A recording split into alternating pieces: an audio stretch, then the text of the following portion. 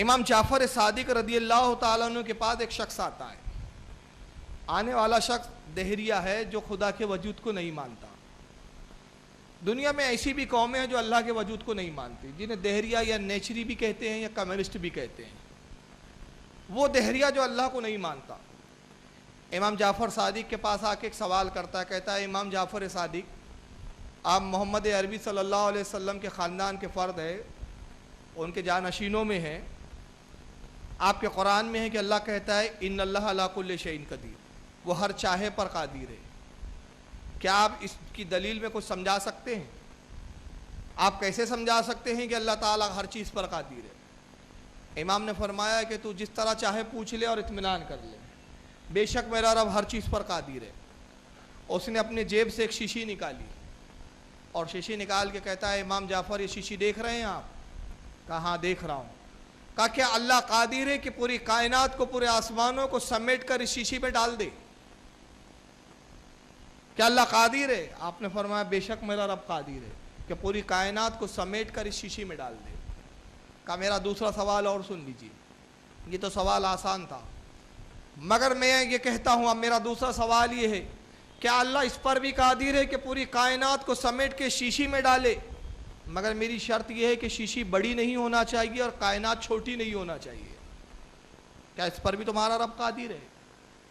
آپ نے فرمایا ہاں میرا رب اس پر بھی قادر ہے. حالانکہ اب سوال کی دشواری کو دیکھیں اور اس کو عقل سے سمجھانا ہے, قرآن سے نہیں. کیونکہ آنے والا شخص جو ہے وہ دہریہ ہے, نیچری ہے, جو اللہ کو ہی نہیں مانتا تو وہ قرآن کو کیوں کر مانے گا؟ وہ کہتا ہے کہ اللہ اس پر قادر ہے کہ اس شیشی میں پوری کائنات کو ڈال دے, پورے آسمانوں کو ڈال دے, مگر شرط یہ ہے آسمان چھوٹے نہیں ہونا چاہیے اور شیشی بڑی نہیں ہونا چاہیے. شیشی کا وجود اپنی جگہ ہو, کائنات کا وجود اپنی جگہ ہو. حالانکہ اس کی اتنی دشوار بات ہے. اس کی مثال ایسے سمجھ لیں کہ یہ موبائل اگر میرے ہاتھ میں ہے, آپ ایک ایسے کوئی پاکٹ لا کر مجھے دے, ایک چھوٹا سا کوئی تھیلی لا کر مجھے دے جو بہت چھوٹی ہو, اب مجھ سے کہے کیا آپ یہ قدرت رکھتے ہیں, یہ طاقت رکھتے ہیں کہ اس موبائل کو اس پاکٹ میں ڈال دے, اور پاکٹ چھوٹا ہو, تو میں کہوں گا نہیں بھائی یہ پاکٹ کے اندر یہ موبائل نہیں جا سکتا. اگر اس موبائل کو اس پاکٹ میں ڈالنا ہے تو ایک طریقہ ہے کہ اس موبائل کو توڑنا ہے, توڑ کر اس کے باریک باریک ٹکڑے کر لینا ہے. جب یہ ریزہ ریزہ ہو جائے تو پاؤڈر بنا کر جب چھوٹا سا ہو جائے, شکل اس کی مختصر ہو جائے, تو وہ پاکٹ میں ڈال دوں. مگر اس کا وجود ختم ہو گیا.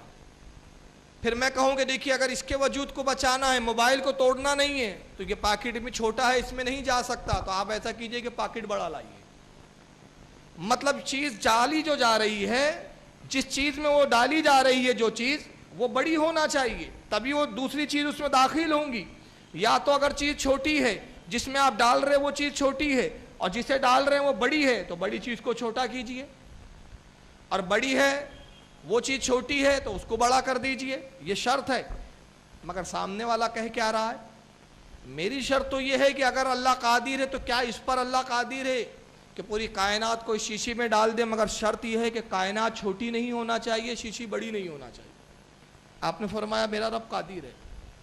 کہا امام جعفر میں کیسے یقین کروں, کیا آپ اس کی کوئی مثال دے سکتے؟ آپ نے فرمایا اس کی مثال تیرے اندر خود موجود ہے, اس کی دلیل تیرے اپنے آپ میں ہے, تیرے وجود میں ہے. کہا وہ کیسے؟ کہا دیکھ اپنی آنکھوں پہ غور کر, رب تبارک و تعالیٰ نے تیری آنکھیں پیدا کی ہے, ایک سوراخ ہے, اس میں آنکھیں رکھ دی گئی ہے, آنکھوں کا پورا ایک گولا رکھ دیا گیا, اور اس آنکھوں کے گولے میں ایک سفید کالا دائرہ بنایا گیا. اس کالے دائرے میں ایک سفید باریک نقطہ ہے جو بینائی ہے, جو نور ہے, اس نور سے تو دیکھتا ہے, وہ بہت ہی باریک نور ہے. مگر جب تو دیکھتا ہے تو عالم یہ ہے کہ پورے آسمان تیری اس نور کی پتلی میں سما جاتے ہیں, اور حال یہ ہے کہ تیری آنکھ کی نہ پتلی بڑی ہوتی ہے نہ کائنات چھوٹی ہوتی ہے.